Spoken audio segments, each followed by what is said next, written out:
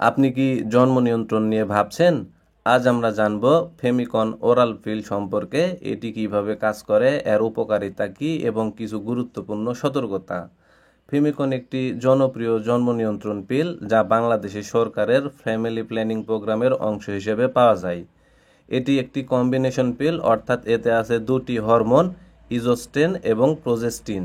এই হরমোনগুলো ডিম্বাণু তৈরি হওয়া বন্ধ করে এবং জরায়ুর গর্ভস্থলে শুক্রাণুকে বাধা দেয়, ফলে গর্ভধারণ রোধ হয়। ফেমিকন খাওয়ার নিয়ম কি? প্রতি মাসে একটি প্যাকেটে 28টি পিল থাকে, প্রতিদিন একই সময়ে একটি করে খেতে হয়। শেষ 7টি পিলের ভিন্ন রং, যেগুলো খেলে ওভারিতে রক্তপাত হয়, যেটিকে পিরিয়ড হিসেবে ধরা হয়। এখন কথা হলো যে ফেমিকনের উপকারিতা কি কি। 1. গর্ভনিরোধে 99% কার্যকর। 2. পিরিয়ড নিয়মিত করে। 3. মেনস্ট্রুয়াল স্ক্যাব কমায়। 4. মুখের ব্রণ কমাতে সাহায্য করতে পারে।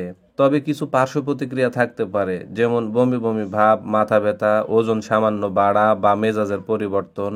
যদি আপনি ধূমপান করেন এবং বয়স 35 বছরের বেশি হয়, তাহলে এই পিল না খাওয়াই ভালো, আর খেলেও ডাক্তারের পরামর্শ নিয়ে খেতে হবে।